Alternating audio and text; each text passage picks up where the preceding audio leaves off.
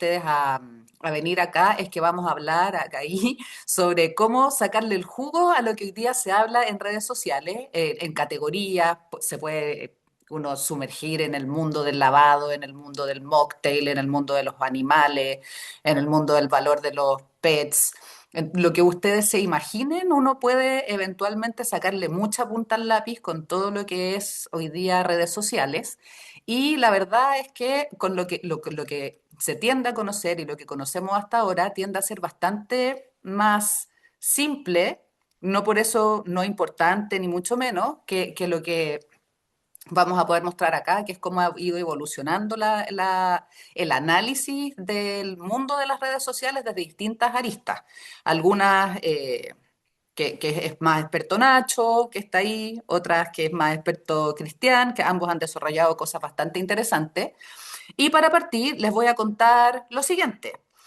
Cuando estamos ahora hablando, hay alguien que quizás está construyendo parte de la reputación de tu marca. Y el problema es que lo más probable es que no seas tú o no sea la gente encargada de hacerlo. Hace un tiempo, por ejemplo, hicimos un experimento ahí con Nacho para un proyecto y habían más de 4 millones de personas que estaban guardando videos sobre cómo lavar ropa. Y esto es súper importante porque no es solamente que miraron, que se engancharon con el contenido, sino que guardaron. Es decir, que va más allá del like y lo que están haciendo ellos es que la idea es que lo quieren volver a ver, los quieren imitar, tomar decisiones de cómo lavar, de qué comprar, de qué hace cada una de las cosas. Y es súper importante, entonces, entender que hay marcas presentes, influencers presentes, consumidores presentes, construyendo un discurso, construyendo conversación. Había 4 millones de marcas, por así decirlo, porque cada persona puede ser una marca, ¿no es cierto? Presentes, decidiendo cuál es el discurso y probablemente no éramos nosotros. Así que de eso se trata. Bienvenidos a Insights al Cubo. Soy Consuelo Valenzuela, todos me conocen como la Consu, y este es el primer capítulo de una serie que abrimos con Rubik Deep Thinking para hablar sobre muchos temas que son interesantes y que todavía en el fondo necesitamos aprender, todos necesitamos aprender, no hay investigador que no siga investigando, sobre todo de técnicas y metodologías, así que abrimos este paso de conversación para ir aprendiendo de distintas cosas y hoy día, como saben y para lo cual se inscribieron, es que vamos a hablar de las redes sociales justamente porque es especial que todavía se trata las redes sociales como un canal más. Invierto en televisión, invierto en radio, invierto en prensa, pero resulta que el mundo digital es mucho más que un canal hoy día, porque es mucho más potente y es un anexo de la estrategia y un tema del área de marketing mucho más potente. Ya no es un canal, como les decía, eso cambió hace mucho tiempo y es un espacio donde hoy día las marcas pueden definir qué tan relevantes son culturalmente. ¿Estamos conectando con las personas? ¿Resonamos o no resonamos con las personas? ¿Cuáles son las marcas que están siendo culturalmente relevantes y generan conversación versus las que se van desdibujando en este mapa mental del consumidor? Es ahí donde estamos construyendo reputación, es ahí donde estamos rompiendo también quizás con un comentario, una pequeña funa en un microsegundo, lo que nos tomó años en levantar. Entonces, en ese sentido, los números son bastante contundentes. Las cifras relacionadas con la inversión digital están en la estratosfera, miles de millones de dólares, se proyecta mucho más. Esto va a seguir creciendo y desde ahí las grandes marcas globales, hay muchas que están poniendo su apuesta en el territorio de las redes sociales, en explorar el territorio del mundo digital, porque es como le llaman la nueva plaza pública. No, no me gusta ese concepto, pero es un poco ahí donde la gente está viviendo, está haciendo todo, y se están...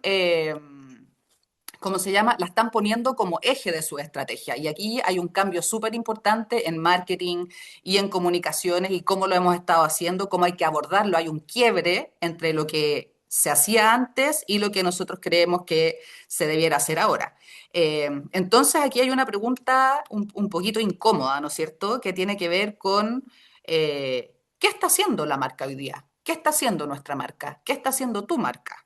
Hay tres escenarios posibles hoy día. Y dos de los tres, la verdad es que son malos. Eh, Uno tiene que ver con que estamos escuchando bien y tomando las decisiones adecuadas con la información que estamos teniendo. El segundo escenario es que estamos escuchando mal y estamos midiendo volumen, contando menciones, estamos confundiendo lo que es un trending topic con una opinión positiva, porque claramente no son lo mismo. Y el tercero es que no estamos escuchando y ahí entonces hay actores que ni siquiera estamos conociendo, no estamos controlando conversación, y ahí es donde, como les decía recién, se puede decidir mucho la reputación de la marca también. Mi experiencia en general, y así como dijimos al principio, no somos muy institucionales, lo decimos sin filtro, la mayoría de las marcas con las que conversamos cree que está en el escenario uno, pero en general tienden a estar en el escenario 2. Y justamente eso es lo que queremos conversar hoy día y lo que esta conversación viene a desarmar, ¿no es cierto? Como mostrar cuáles son los distintos caminos, porque por mucho que creamos que estamos escuchando todo, que estamos analizando bien, probablemente estemos en un nivel de escucha un poco más básico del que creemos. Y la mayoría entonces de los que creemos que están escuchando bien tienden a estar midiendo volumen, que es muy no lo mismo, ahí Nacho se los va a explicar con más detención. Eh, Así que los dejo aquí, vamos a responder varias preguntas. Primero, ¿cómo se escucha de verdad, no es cierto? Luego, ¿qué se entiende por escuchar bien?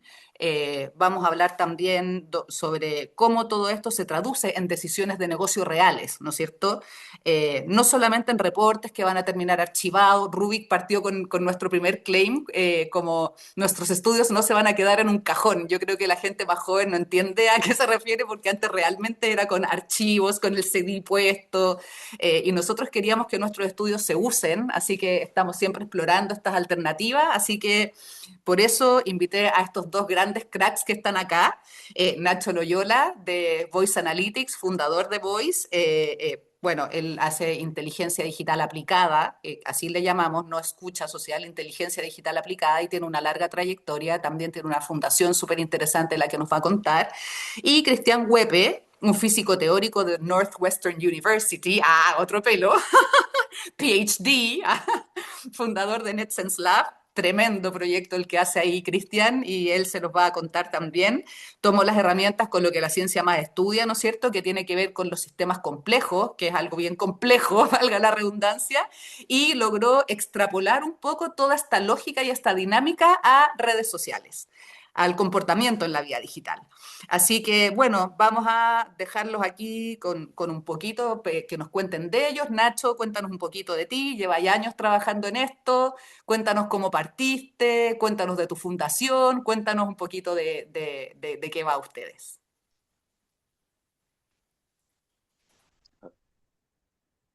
Estáis muteado. Perdón, perdón. Hola Consu, hola Cristian. Oye Consu, un gusto estar en tu primer capítulo de Rubik, de Cubic, de Insights al cubo. Inside al Cubo. Oye, y claro, sí, llevamos varios años ya en este negocio, cerca ya de 15 años metidos en escucha, en inteligencia, en redes sociales. Y todo partió en algún minuto con un amigo que estábamos viendo hacer algo fuera del mundo corporativo. Estábamos muy chatos del mundo corporativo. Veníamos del mundo de consultoría, a donde estábamos, como se dice, literalmente súper pulpeados. Trabajábamos de las 8 de la mañana hasta las 11 de la noche, etcétera. La típica que uno tiene, no sé, ahí cerca de los 30 años que uno se da como caja.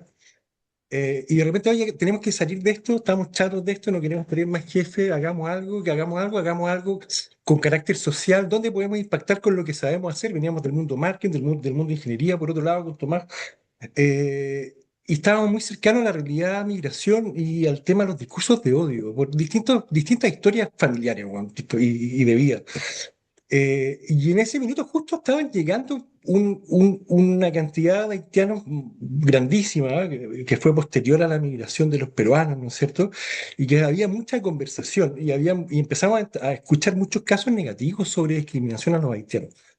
Eh, ¿Cómo impactamos, cómo entendemos y cómo levantamos datos para poder generar incidencia? Porque para poder generar incidencia en el mundo público uno tiene que ir con datos. Si uno va sin datos, uno simplemente rebota. Entonces tenemos que tener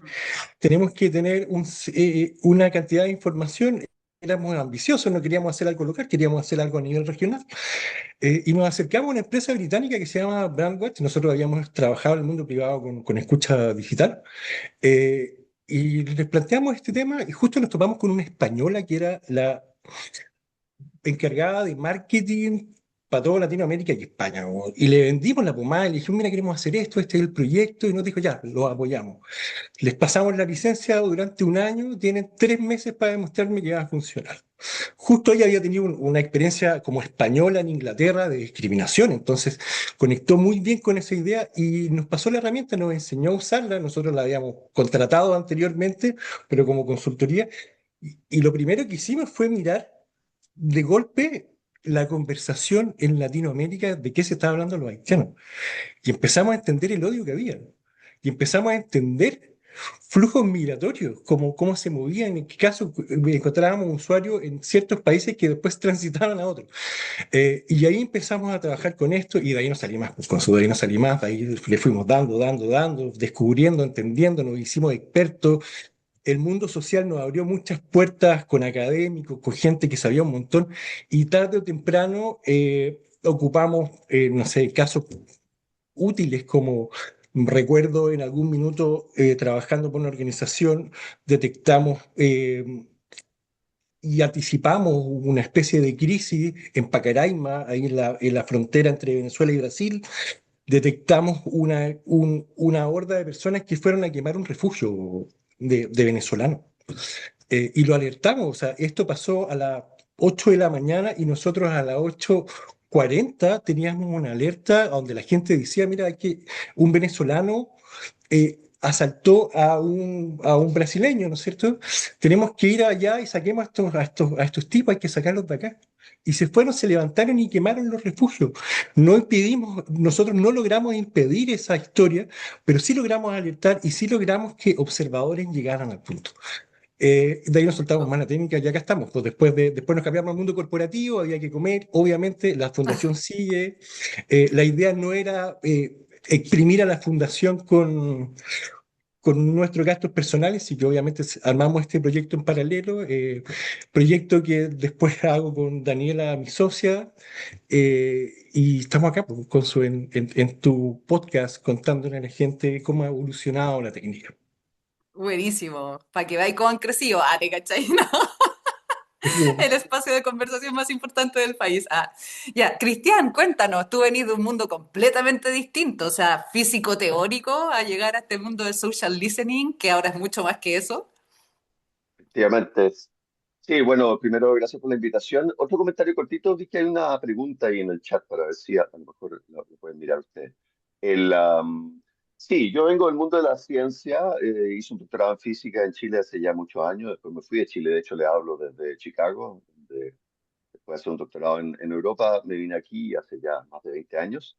Y efectivamente lo que sucedió es que yo fui de la física teórica muy cortito para tener tiempo de conversar después más de los temas más profundos. Empecé por la física teórica, lo que se llama sistemas no lineales, y después empecé a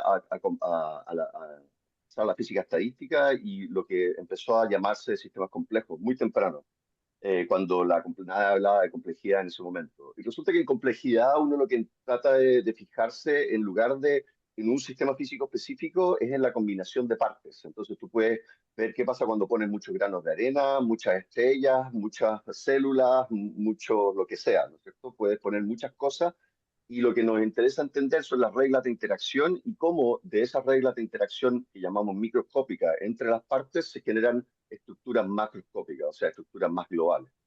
Y Mm. como científico, no, de a poco mi comunidad empezó a interesarse en estos temas. Yo entré en algún momento bastante en lo que son las bandadas de pájaros, o sea, como los movimientos colectivos de animales, qué reglas siguen. Pero también empecé a entrar en teoría de redes. En ese momento, justamente una de las gente que empezó la teoría de redes fue Laszlo Barabasi, la ocasión de conocer aquí hace muchos años, y que es uno de los próceres del tema, y que empezó a entender que la misma lógica de la física se podían expandir realmente a entender los sistemas sociales, porque al final de cuentas la sociedad puede considerarse como una suerte de organismo colectivo, ¿no? Del cual aparecen cosas emergentes. Pero de eso voy a hablar bastante más adelante. Para contar solamente que terminamos haciendo un paper hace como ya 20, no, 15 años, una cosa así, con un colega alemán, en el que lo que hicimos fue un poco hablar de estas nuevas redes sociales que estaban empezando a aparecer. Twitter tenía poquito tiempo en ese tiempo, no tenía la masividad que tenía hoy día, que podía generar estas estructuras autorreferentes que luego se empezaron a entender como burbujas de información y que luego se pudieron empezar a entender como los orígenes de la posverdad. Entonces nosotros empezamos a conectar el hecho de que las dinámicas mismas de conexión de la comunicación social que se daban naturalmente en las redes sociales iba a llevar a islas de información y que esas islas de información se podían transformar en un gran problema en el futuro. Pasaron, creo que 12 años, 10 años, una cosa por el estilo, hasta que llegó la candidatura del gobierno de Trump, el primer gobierno de Trump, y ahí empecé a dar algunas charlas sobre esto, retomando ese trabajo antiguo. Me invitaron al Congreso de Futuro en Chile a exponer sobre esto, y ahí conocí a Eduardo Regada, que en ese momento era decano de la Facultad de Comunicaciones de la Universidad Católica, y empezamos esta empresa NetSense Lab juntos, primero como haciendo estudios académicos, principalmente para gobiernos y organismos y grandes organismos.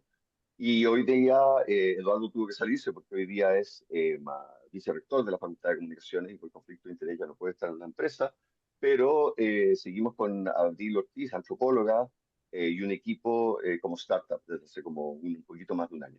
Entonces ahora tenemos una tecnología de la cual también les voy a hablar un poquito. Dejemos eso para adelante. Buenísimo. Nacho, vamos contigo. Vamos a tener que volar un poquito, ya son las 9:20, así que veamos cómo abordáis tú esto de la escucha, que es las cosas que queremos mostrar en el fondo es todo lo distinto, ¿no es cierto? Cómo ha evolucionado este tema, herramientas diferentes que hay, y ahí, bueno, Nacho y Cristian, los dos tienen súper buenas técnicas, súper buenas herramientas que son súper aporte para todo. Así que dale, Nacho, y vamos con lo que nos vas a mostrar hoy día. Gracias, Consu. Voy a compartir pantalla, voy a colocar velocidad 1.5 para poder que alcancemos Un todo. dos Podemos por. conectar vamos con 2 por. Y yo a veces me pongo un poco latero, pero voy a tratar de hacerla rápida. Eh, Déjame sacar esto. Entonces, un poquito les voy a contar este tránsito entre. Espérame, ¿cómo saco esta cosa?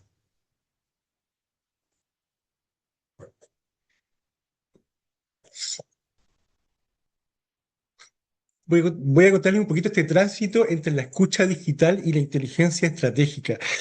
Cómo la inteligencia artificial, la interpretación humana permiten entender el comportamiento, tensiones y decisiones digitales. O sea, vamos a tratar de salirnos un poco de esto de la escucha digital, que ya es algo que pasaba, no sé, que fue muy novedoso hace 10 años atrás, donde de este tema del sentimiento, de tener muchas conversaciones era interesante, pero no nos entregaba tanta información, nos entregaba mucha información, pero poca interpretación del dato.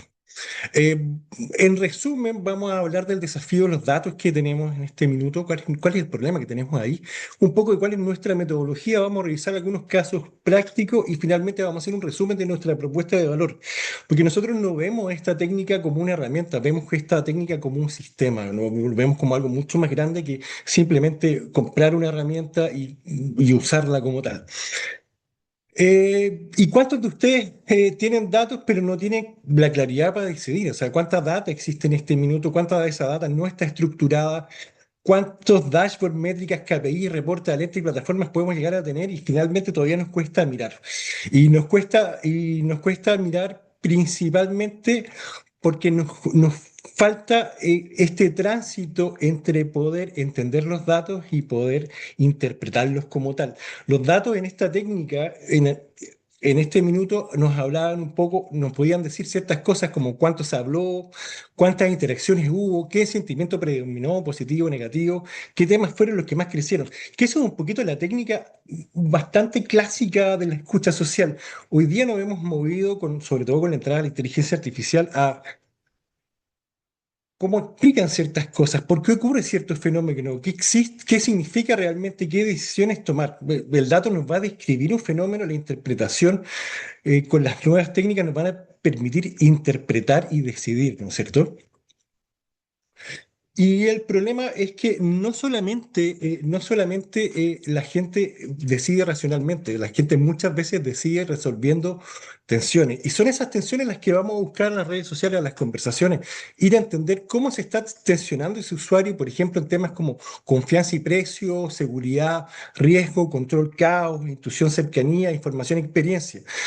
Eh, por ejemplo, confianza-precio. Que necesito ir a hacer la mantención de mi auto, ¿lo hago en el taller oficial que me cobra más caro o lo hago en el taller del amigo donde me va a salir mucho más barato? Y esas son las tensiones que nos van a dar ciertas pistas y nos van a ayudar a tomar decisiones. Si logramos entender cómo se tensiona la conversación, cómo se tensionan esas decisiones, vamos a tener algunas salidas interesantes para poder tomar decisiones. Y un ejemplo de esto es este caso de Moventa Automotriz que les estaba contando, a donde miramos el dato y el dato, si uno miraba la nube de palabras, asomaba la palabra precios y relacionada como uno de los principales tópicos dentro de la conversación. Pero al analizar, categorizar y pasar todo el método que les voy a ir presentando durante esta presentación, nos dimos cuenta que la mantención oficial se vivía como una obligación cara, no como una propuesta de valor. La gente estaba mirando la mantención de su auto en postventa, ¿no es cierto? La estaba mirando como, mira, si no hago la mantención, voy a perder la garantía o va a bajar la reventa de mi auto. Y no estaban mirando, ni las marcas estaban comunicando la propuesta de valor que había atrás. Entonces el hallazgo no fue que fuese caro o barato, fue que la gente no confiaba en que el cobro fuese justo, porque había mucha conversación que nos decía, vaya a pagar el triple. Inclusive, si uno le preguntaba a Gemini o a GPT, te recomendaban no hacerlo después de los 5 años. Eh, y cuando no tendemos la atención, finalmente tendemos a decidir mal. Porque si el problema fuera solo precio, la respuesta sería bajemos los precios, hagamos una acción de precio como tal.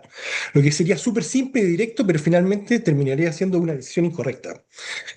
Pero si el problema es la confianza, como lo encontramos en la red, la respuesta cambia. O sea, la recomendación es explicar mejor el valor, transparentar el cobro, mostremos la evidencia técnica, resolvamos rápido, recuperemos legitimidad y acá principalmente miramos miles de conversaciones, principalmente en TikTok y en YouTube, donde veíamos qué cosas generaban interacción y qué cosas valoraba la gente, tanto en la interacción como en lo que aparecía en sus comentarios.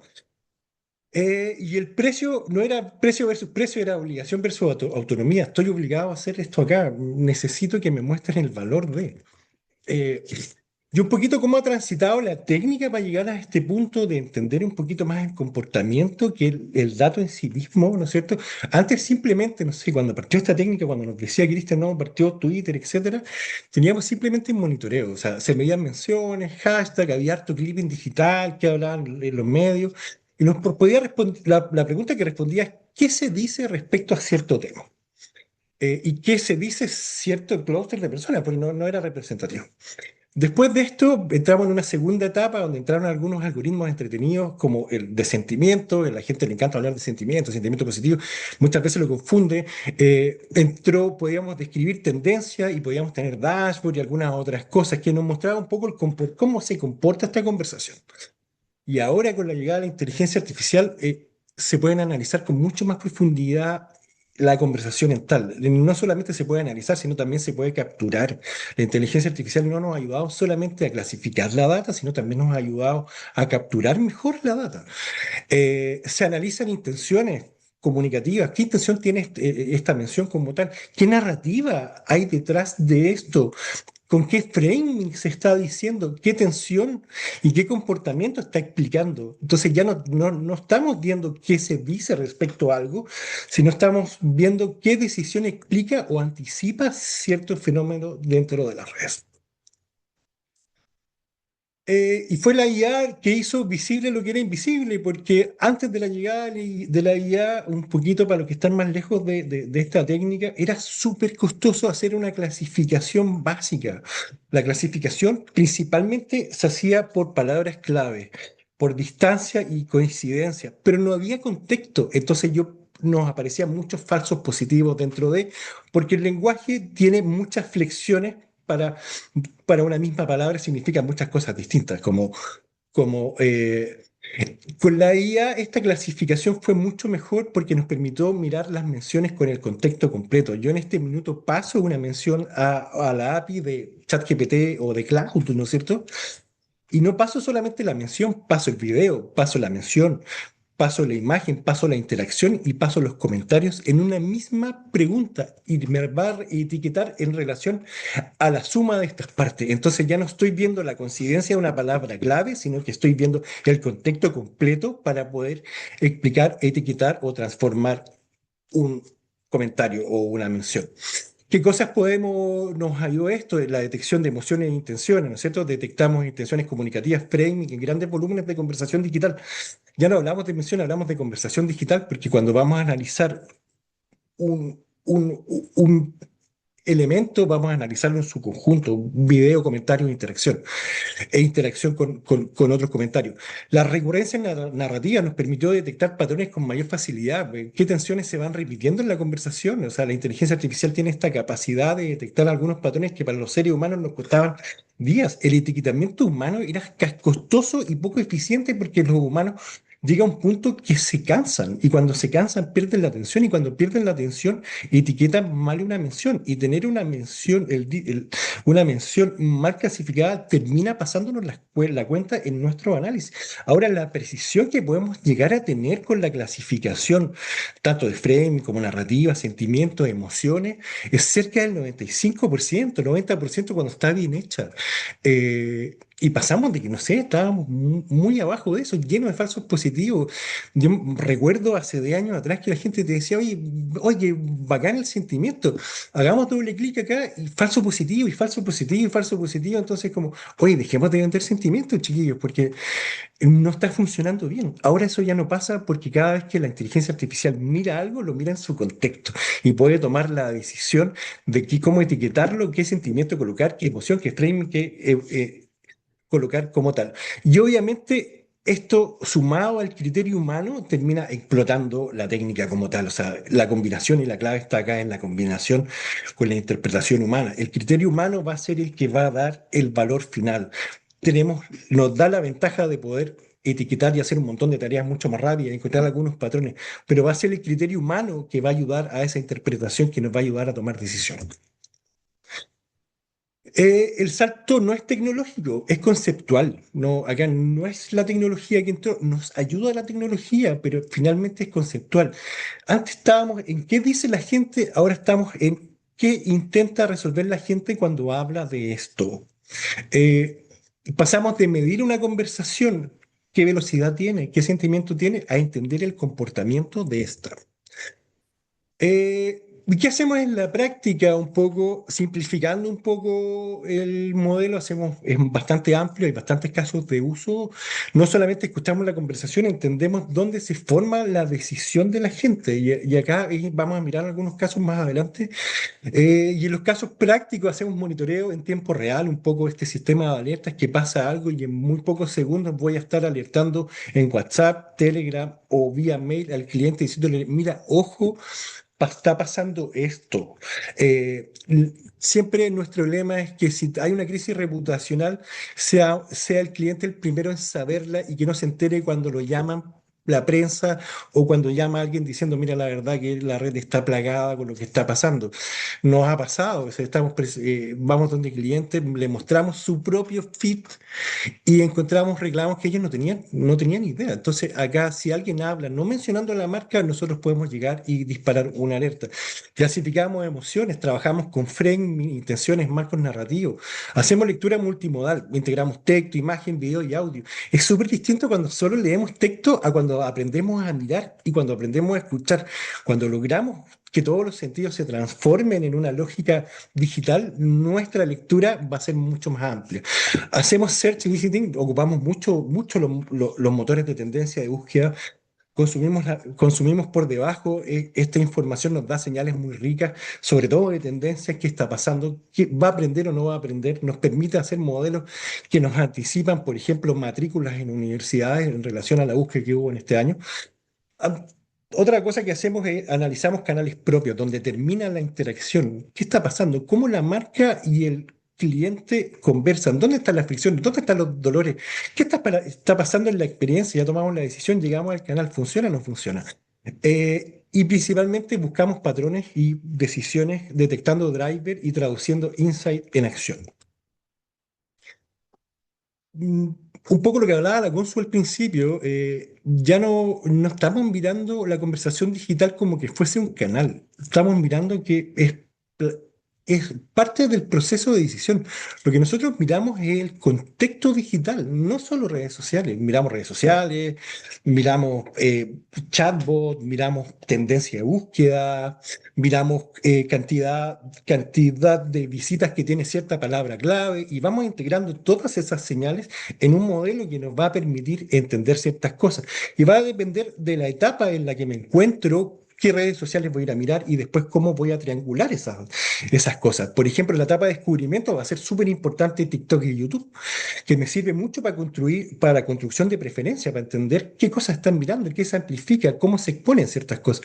Pero cuando entro en validación social, es Reddit, es la comunidad y los reviews los que me van a generar confianza y me va a generar esta validación entre pares. ¿Cómo me valido entre pares? Bueno, acá son las redes que nos permiten. Comparación y búsqueda de Google Search, todo lo conocemos hace rato, pero la IA generativa se metieron en la decisión de consumo, pero hasta la médula, ¿no? Reducen un poco la incertidumbre y orientan a decidir. El otro día me apareció en un estudio, bombardeamos a la inteligencia artificial con set de preguntas que pueden entender qué está respondiendo a los distintos motores y de eso poder inferir ciertos temas. Nos recomendaba que ciertos servicios no tenía que tomarse después de cierto tiempo. O sea, ya en ese punto, cuando alguien iba a la inteligencia artificial, me decía, no, no lo hagáis. Entonces, la marca, ¿qué opción tiene la marca si ya GPT me dice que no lo haga? Como, y si vemos cómo interactúan, me encanta esto de que la generativa está leyendo redes sociales y entonces me agarra de Reddit, me toma el comentario y me lo entrega en la respuesta que estoy preguntando dónde encuentro el servicio o dónde no hacerlo. Y finalmente, la confirmación de la experiencia en este último momento, vamos a mirar los chatbots, cientos de miles de conversaciones. Generalmente, ¿qué se mide? El NPS y el literal. Llegamos hasta acá. ¿Qué pasa hacia adentro? ¿Qué pasa en la conversación del chatbot? Las ventanas de contexto y la inteligencia artificial nos permiten mirar de forma amplia nuevamente. 1 millón de tokens, como nada, 1 millón de tokens es una cantidad gigante de información, donde podemos ir analizando dónde se quiebra una conversación, dónde hay fricciones, cuál es el problema. Entonces, al mirar el chatbot termina siendo el lugar donde la experiencia se confirma o se rompe y de acá vamos a sacar insights que nos van a ayudar a entender el problema final. Nuestra metodología un poco de los datos a la acción en 5 capas, partimos por la captura. Vamos a redes, ocupamos herramientas como Brandwatch, ocupamos scrapping directo, plataforma de búsqueda, Google Trends, por otro lado, Fanpage Karma, y compramos datos a grandes vendedores de datos por ahí cuando son cosas muy complejas. En una segunda capa tenemos la capa de procesamiento, que agarramos esta data, la limpiamos, la transformamos, la clasificamos, eliminamos duplicados. Acá es súper importante poder tener una data limpia, sin redundancia, poder darle el peso que cada mención requiere. No es lo mismo comparar, por ejemplo, una noticia de EMOL con una de un diario al sur de Chile. No es lo mismo un usuario que tiene X cantidad de seguidores que uno que no tiene. Y hacemos la clasificación semántica acá, framing, emoción, etcétera. Cuando tenemos clasificada eso, pasamos al modelamiento. Acá podemos, no sé, desde hacer cluster para poder entender audiencias y entender cómo se comportan los usuarios, o podemos hacer modelos predictivos que nos van a decir, mira, la verdad que si ocupamos el engagement como salida, cuáles son los drivers que mueven ese engagement, ¿no es cierto? Usando herramientas como Random Forest que nos permiten analizar temas no lineales como tal, ¿cachai? Acá encontramos patrones, relaciones y desempeño. Una vez que tenemos ese modelo nos va a entregar cuáles son las tensiones, las narrativas y el comportamiento que hay atrás, que nos va a permitir la capa de análisis más profundo, interpretativo, que nos lleva al insight, a la estrategia y a la acción. Entonces, como vemos, no solamente una herramienta, es un proceso que desde la captura a la decisión va tomando caminos a donde la tecnología nos ha ayudado mucho en el último tiempo. La IA va a detectar patrones, pero la interpretación humana les va a dar significado como tal.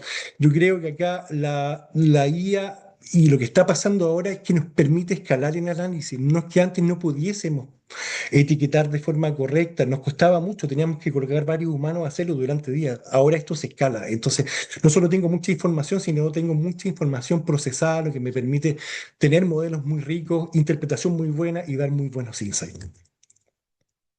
Vamos a mirar algunos casos ya terminando, para no aburrirlos tanto, donde exploramos de forma muy superficial el trabajo y partimos con este caso de detergentes que nos decía la Consu, que analizamos todas las conversaciones de TikTok en Latinoamérica respecto a detergentes. Agarramos todos los videos que habían, eh, entendimos su interacción, los dividimos por Q para entender estadísticamente cuál era lo más representativo, estudiamos el Q1. ¿Y cuál era el problema? La categoría estaba saturada de atributos funcionales y con poca diferenciación. Eso es lo que pasaba en el producto como tal, lo que anunciaban las marcas, ¿no es cierto? Eh, la marca hablaba de limpieza, manchas, fragancias, pero eso no explicaba la mayor interacción digital. Los videos que componían ese Q1 no estaban en esa tecla. Y vimos ahí que los drivers de mayor de conexión era utilidad práctica, transformación visual, experiencia relatable, demostración creíble. Y atrás de todo eso lo que empezamos a mirar fue una señal que nos decía, mira, el objetivo de esto no es la limpieza como tal, el objetivo que están buscando la gente es recuperar el control frente al desorden como tal. No se trata de limpiar mejor, se trata de devolver el control al hogar. Y lo miramos en los comentarios y decíamos, oye, pero claro, toda la razón, pues tan obvio, pero tan difícil de ver a la vez. Caso en universidades donde nuestro principal tema analizamos el engagement de todas las universidades de Chile del último año, miles y miles de menciones, todo lo que emitían un poco para entender la salida de interacción, cómo se mueve, qué cosas hacen que esto se mueva mejor. Y pese a la alta presencia del cliente y el volumen de contenido en redes, no se lograba un rendimiento superior en interacciones en la universidad contratante. Lo que nosotros hicimos este modelo multimodal donde analizamos imagen, texto, comentarios como tal, lo clasificamos, etcétera, etcétera, y encontramos una primera evidencia clave que el 78% de las menciones que se emitían en este segmento se concentraban específicamente en contenido informativo e institucional. Eh, pero este contenido institucional es el que construye legitimidad para la universidad. Es fome, no conecta, pero construye legitimidad. Fallaba en generar conexión emocional con la audiencia. Entonces lo que se hizo fue traducir lo institucional o lo que se recomendó en experiencias humanas, destacando personas y impacto y comunidad. Se trata de publicar, no se trataba de publicar menos o de cambiar el foco, sino se trataba de hacerla más significativa, de cambiar desde dónde la estoy contando, de colocar personas, de humanizar un poquito la mención. Y lógicamente el engagement empezó a saltar y en este minuto la universidad la tenemos en la primera posición de Instagram en Chile.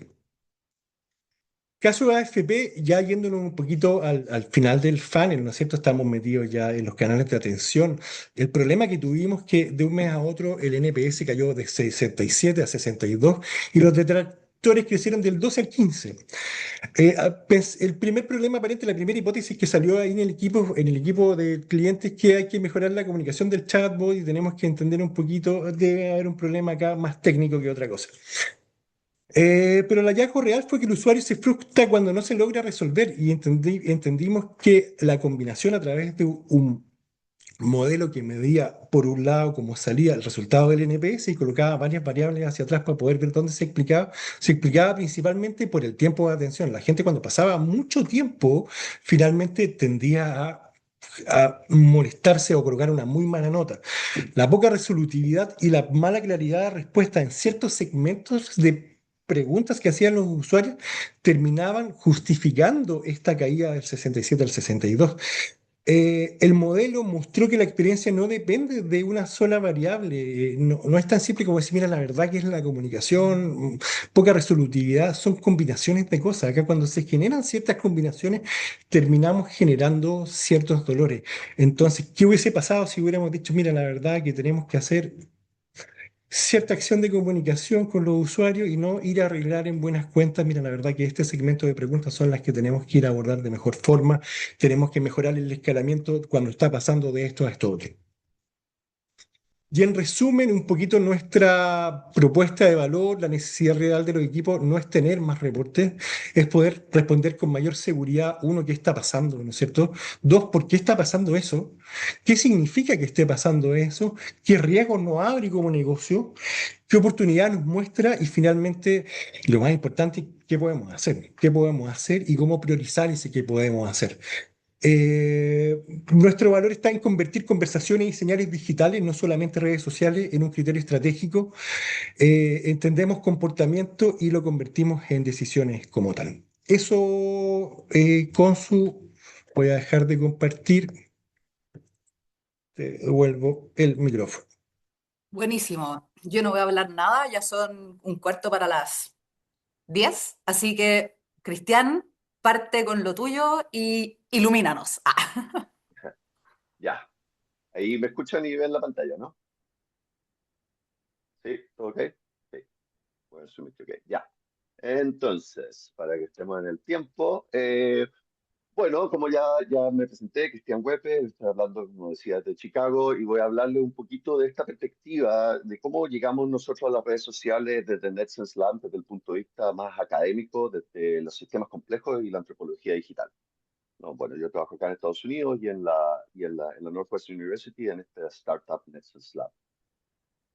Entonces, al final de cuentas, la plaza pública digital, no sé si Consuelo está de acuerdo con ese término, pero yo creo que a mí me gusta ese término. La plaza pública digital que se manifiesta en las redes sociales no se está escuchando adecuadamente. Y esto yo diría que más allá del asunto de marketing que estamos viendo en este momento, por donde estamos nosotros, es que puede producir un problema bastante grande de riesgo reputacional, de crisis comunicacional e incluso de fractura social en el mundo moderno. Vemos que hay una desconexión entre la institución y la ciudadanía que afecta a las organizaciones, empresas, figuras públicas, gobiernos y hasta la democracia misma. Y yo creo que para mí es una de las preocupaciones importantes. Francamente, la democracia misma está en riesgo debido a cómo hoy en día nos comunicamos en las redes.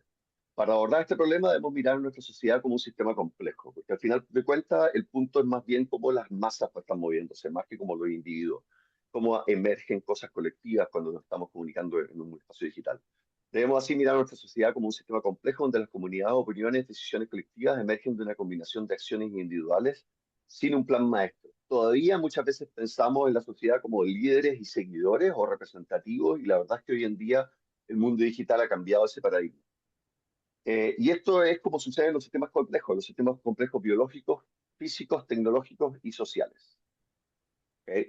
Y aquí entro en el tema de por qué un físico teórico se interesaría en un sistema complejo, y voy a hacer una excursión de un minutito sobre cuál es la historia.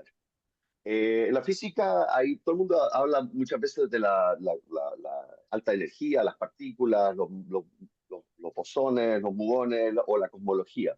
Pero hay una gran revolución en la física de la cual se habla menos, que es de la física de los sistemas complejos, y esta empezó con la física estadística ya a fines de 1800, tratando de entender qué pasaba cuando un montón de partículas de un gas se ponían juntos y se aumentaba la presión, se aumentaba la temperatura, etcétera, etcétera. ¿Qué se generaba? ¿Y cuál era el objetivo ahí? Era el motor a vapor, que era la tecnología de la época. Entonces, lo que logró la física estadística era extrapolar del comportamiento de las moléculas de un gas hasta el comportamiento del gas en su conjunto. Al final de cuentas, eso te permitía predecir la termodinámica de los gases, la relación entre presión, volumen, temperatura, etcétera, etcétera. Pero con el tiempo los físicos se entusiasmaron y empezaron a pasar de los gases en equilibrio a sistemas complejos, donde ya no estamos pensando solamente en gases, donde las interacciones son escasas y por lo tanto son fáciles de modelar, sino que en interacciones más complejas que pueden ser algo tan simple como granos de arena, por ejemplo, donde empiezan a aparecer estos fenómenos emergentes de los que les hablaba. Un caso clásico que me encanta mostrar es el de las dunas, donde al final de cuentas millones de granos de arena en pequeñas interacciones con el viento forman estos patrones perfectos en el desierto, ¿no? ¿Por qué se generan estos patrones? ¿Cómo pueden emerger esta cosa que no existía antes con un largo característico, con un patrón perfecto, mediante pequeñas interacciones individuales? Con el tiempo nos podemos entusiasmar más todavía y empezar a pensar qué pasó no ya con granos de arena, sino que con pequeños organismos biológicos, ¿no? Peces hormigas, etcétera, etcétera. ¿Y qué pasa? ¿Qué hace que emerge de las interacciones entre ellos? Y luego también en sociedades. De ahí podemos pasar a herramientas tecnológicas más recientemente, porque hoy en día esta cosa que antes observábamos en la naturaleza de la autoorganización de comportamientos colectivos mediante muchas interacciones individuales, lo podemos implementar como aplicaciones ingenieriles. Hay un área en la cual trabajo un poquito que tiene que ver con robótica colectiva, en la cual tú mueves un montón de robots y tienes que darle algoritmos para que emerja un comportamiento colectivo que uno quiere diseñar. Y también algunas aplicaciones como Waze, por ejemplo, utilizan una cosa parecida para hacer una ingeniería de cuál es el mejor camino basado en un montón de información colectiva descentralizada. Para esto llego aquí ya a los sistemas complejos. Al final de cuentas, los sistemas complejos y las redes sociales tienen una conexión porque en las dos, como ya les hablé un poquito de sistemas complejos, pueden ver que las ideas, opiniones en las redes sociales son fenómenos emergentes, así como otros fenómenos que se dan en sistemas complejos. ¿Por qué? Porque resultan de múltiples interacciones descentralizadas en una red compleja, no se pueden entender, por lo tanto, mediante estadísticas visuales, y en cambio hay que verlo un poquito como sistemas vivos, ¿cierto? Para abordar las redes sociales hay que pensar que son espacios de conversación públicos en los cuales la gente no tiene una relación de jerarquía necesariamente. Y lo otro importante, como decía Nacho, es que se producen información digital analizable. O sea, por primera vez tenemos estas opiniones e interacciones que están dejando una traza. Y por lo tanto, si podemos entender no solamente qué se dijo, sino que la dinámica de la conversación, las estructuras que se forman en la conversación y el tipo de lenguaje, las correlaciones que se forman, etcétera, etcétera, podemos realmente entender las narrativas y las ideas emergentes. Para mí, solamente mirando, para nosotros, solamente mirando la plaza pública en general como un sistema complejo, podemos ver realmente quiénes son los actores relevantes, las interacciones, las comunidades y las tendencias de la sociedad. Aquí, muy cortito, solamente para pensar si aterrizamos a las redes sociales, y les voy a dar un par de ejemplos más adelante en X, si bien ahora estamos más interesados en nuestras redes más modernas, porque X todos sabemos que ya tiene algunos problemas, todavía gran parte de la conversación que se da, sobre todo de los medios, de los periodistas, etcétera, etcétera, en X, y mucho de la conversación política, a la cual le daré algunos ejemplos, también se da en X, y otras conversaciones que a veces ni siquiera nos enteramos. Por eso voy a hablar un poquito acá de X, pero también voy a hablar de las otras redes en un segundito en la siguiente lámina, desde este punto de vista, de que son cada una de ellas es un ecosistema, por así decirlo, un ecosistema vivo que tiene características distintas y por lo tanto hay que entenderlo de una perspectiva distinta. En X en particular tiene la ventaja que con una red abierta, en la red de aspirantes de opinión, hablo los que les gusta hablar, por así decirlo, las ideas se expresan sin filtro, visibiliza conversaciones en las que no estamos mucho más fácilmente, porque uno puede fácilmente capturar la data y además te entrega de manera natural data un poquito más compleja y horizontal que otras redes. ¿Por qué? Porque esencialmente aquí son todos emisores y receptores de información de igual a igual y podemos capturarlo de manera bastante masiva y simple. Y por lo tanto podemos construir las reales redes de conversación de quién habló con quién y no solamente quién opinó, por ejemplo, en la página pública de otra persona, ¿no? Porque ya para entender quién habla con quién en Instagram, por ejemplo, tendríamos que empezar a violar problemas de privacidad, ¿no? De manera privada. Pero sí podemos verlo cuando lo hacen en páginas públicas, lo cual da otro tipo de sistema de dinámica. En este caso, Facebook funciona en esa lógica también. Lo que podemos realmente sin invadir privacidad ver son conversaciones en espacios públicos, en Instagram lo mismo, en TikTok una mezcla de las dos cosas y una red nueva, interesante, transversal. LinkedIn, que a mucha gente le gusta, es interesante, pero a veces a mí me parece que es un poquito de una red demasiado buena, buenista, por así decirlo. O sea, yo a veces le digo a algunos clientes que quieren solamente ver LinkedIn, si quieres saber lo que piensa tu mamá, anda a preguntarle, digamos, pero la verdad es que es una manera un poquito ruda de decir que es una red que puede ser interesante en ciertos aspectos, pero quizás no se entiende realmente lo que la gente habla cuando se expresa libremente. Y después hay otras redes que conocemos que desafortunadamente son privadas, porque podríamos entender muchas cosas, pero que no podemos acceder, como WhatsApp o grupos privados, cosas por el estilo. Importante que si no nos definimos en las redes, otros nos definirán, pero para nosotros también un punto fundamental de las redes sociales y un punto crítico del riesgo de las redes sociales son las teorías conspirativas, el colapso de la opinión pública, la funa, la cancelación de proyectos, etcétera, etcétera, que son realmente fenómenos colectivos, ¿cierto? Que no son difíciles de orquestar. Mucha gente trata de orquestarlos y puede darle un empujón, pero son realmente fenómenos colectivamente emergentes y hay que entenderlos como tal. Entremos a algunos ejemplos, pero antes de eso quería simplemente hablarles de esta perspectiva de sistemas complejos, se complementa para nosotros con una perspectiva de antropología digital. Al final de cuentas, lo emergente que va más allá del humano es lo de sistemas complejos, pero la parte realmente colectiva de comportamientos tribales humanos es donde podemos realmente utilizar todo lo que se ha aprendido durante muchos años con antropología digital. Yo no soy experto en esa área, por eso tengo una socia que es antropóloga digital de profesión, Abril Ortiz, pero con el tiempo trabajando en esto y combinando con sistemas complejos, he entrado en este mundo de la antropología y tuve el honor de contribuir este artículo a la librería digital de la UNESCO, porque ellos estaban tratando de entender cómo la antropología digital podía realmente abrir puertas nuevas para entender la sociedad, y en parte de las misiones de la UNESCO se interesaron en este tipo de contribuciones y pude hablar sobre esta conexión entre antropología digital y los sistemas complejos. Antes de darle los ejemplos, se me ha olvidado que quería mencionar esto y tengo que apurarme porque nos quedan 5 minutitos. Eh, para entender esto y combinar estas características emergentes con la antropología digital, tenemos que tener ejes de análisis. Y al final de cuentas, una cosa importante que nosotros contribuimos en nuestro análisis como NetSense Lab son estos tres ejes. No solamente es importante las narrativas o qué se dijo, o las palabras o las tendencias incluso, sino que hay que entender una combinación de información para poder armar la película completa. ¿Cuánto se habló, que es la dinámica temporal, que es lo más común de analizar? ¿Quiénes hablaron, que transforma una red de interacción en la cual cada nodo es un usuario y las conexiones son las interacciones y generan estructura?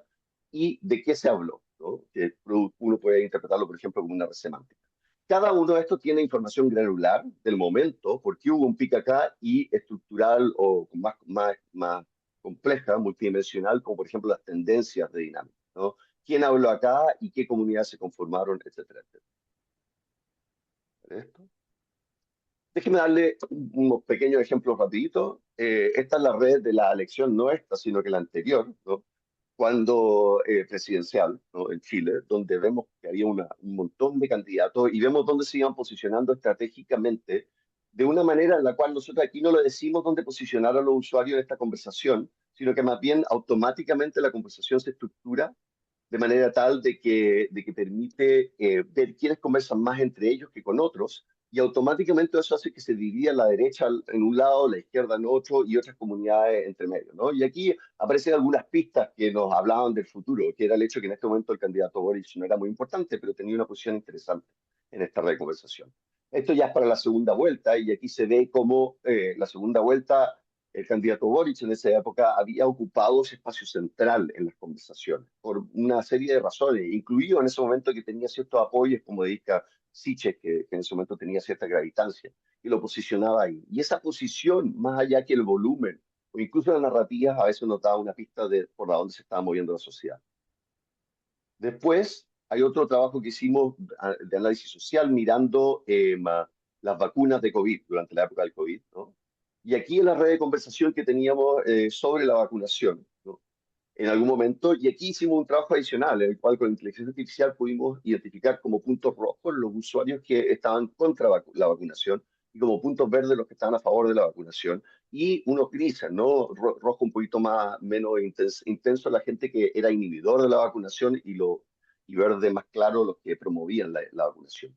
Entonces aquí uno puede entender hasta qué punto, por ejemplo, los antivacunas en Chile tenían un núcleo de conversación, pero periférico con respecto a otros, ¿no? Y también podíamos entender cosas como, por ejemplo, que los antivacunas le hablaban mucho a los pro vacunas, pero los pro vacunas nunca les contestaban, lo cual era como un vacío de información que podía generar teorías conspirativas.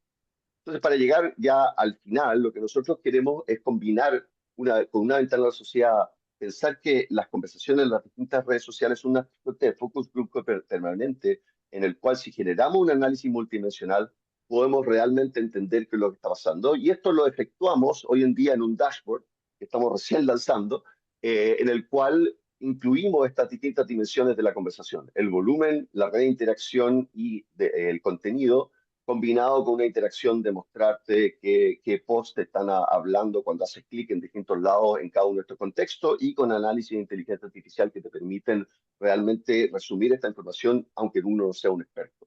Y por otro lado, ese mismo cerebro después puede entregar informes con esta misma lógica. Entonces, con la inteligencia artificial, retomando un poco lo que decía Nacho durante esa presentación, podemos abrir una nueva puerta, porque esta metodología de análisis que antes requería esta división en distintas dimensiones, con una expertise, ahora la podemos integrar en estas herramientas de inteligencia artificial de manera tal de poder, de cualquier persona con una herramienta como este dashboard, ¿no es cierto?, puedan mirar estas distintas dimensiones y que la inteligencia artificial les explique qué contenido de información hay en cada una de estas distintas dimensiones.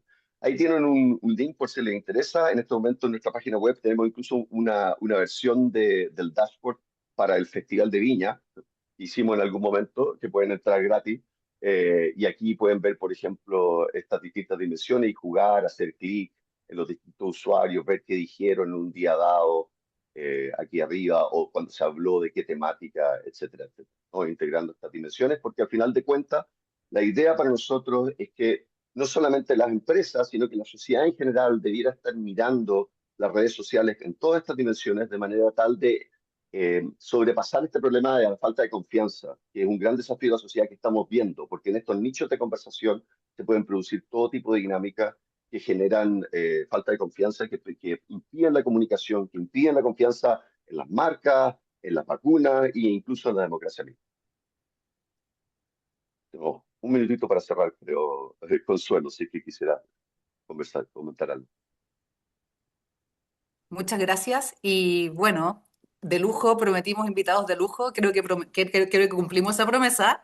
Y bueno, para cerrar un poco, voy a cerrar con la típica talla. Entonces ustedes ahora los investigadores se van a quedar sin pega. Y la verdad es que no, porque todos tenemos como criterios distintos, oficios distintos y como que la intención de nosotros es justamente trabajar con este tipo de herramientas y lo hacemos, con Nacho hemos hecho cosas en conjunto bastante interesantes. Entonces, desde aquí, como que nuestro tema es que las marcas que están ganando hoy día no son las que más invierten, sino que las que están llegando primero al lugar correcto. Porque como decían acá los chicos, como que no necesariamente, o sea, si es que nosotros no nos apoderamos del discurso primero, otros lo van a hacer por uno y eso es súper importante. La investigación digital en general no nos dice lo que la gente respondió cuando uno le pregunta algo, sino que es cuando uno no le pregunta nada. Por lo tanto, es como lo más fiel, aunque también tiene sus sesgos, obviamente. Y aquí estamos viendo dos caminos súper interesantes y distintos para abordar un universo de datos. Y esto es súper importante saberlo por dos cosas. Primero, para que sepamos que hay que hay distintos abordajes que pueden lograr esta profundidad en este universo de datos de la plaza pública que le gusta a Cristiana, a mí no, porque como que encuentro que está medio manoseado el concepto nomás.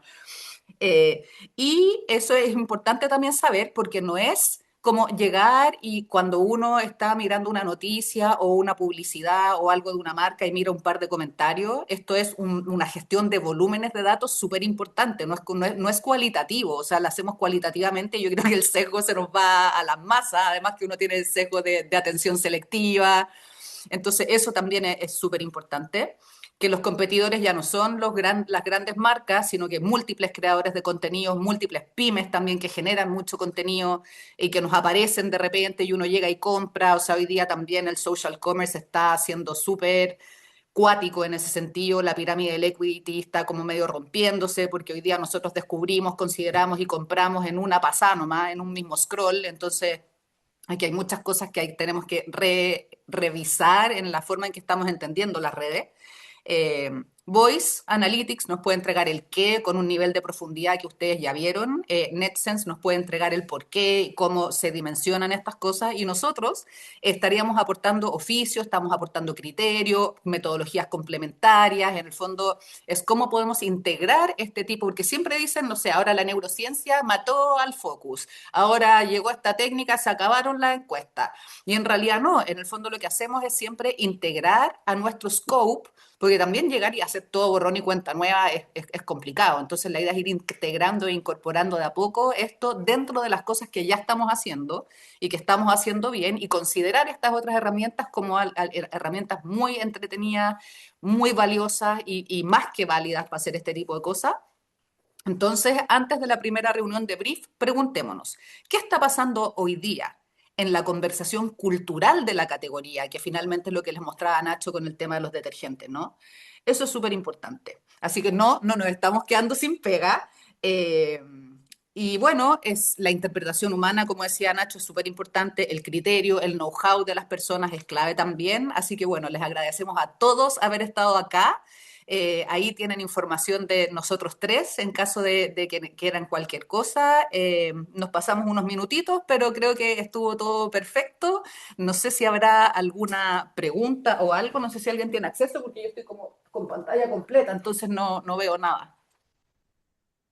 Hay varias preguntas, de hecho, yo solamente quería comentar que siéntanse en libertad de escribirnos para cualquier consulta. Ahí en info@netcelslab.com, por ejemplo, si tienen alguna pregunta para mí, feliz de contestarla por email, porque hay harta en texto que nos vamos a alcanzar a contestar. Oye, buenísimo, chiquillos, invitados de lujo, como digo. Muchas gracias por haber querido participar de nuestro primer capítulo de Insights al Cubo. Esperamos que sea uno de muchos más y que estén ustedes también en otras instancias, porque esto yo creo que vamos a pestañear y en un año más vamos a estar en otro mundo con todos estos temas. Así que eso, pues, chiquillos. Muchísimas gracias. Muchas gracias a todos. Muchas gracias por habernos acompañado. Tuvimos una muy buena convocatoria. Gracias, chiquillos, y nos estamos viendo para la próxima. Gracias a Muchas gracias, todos. chao a todos. Que estén Chao, chao. súper. Chao, chao.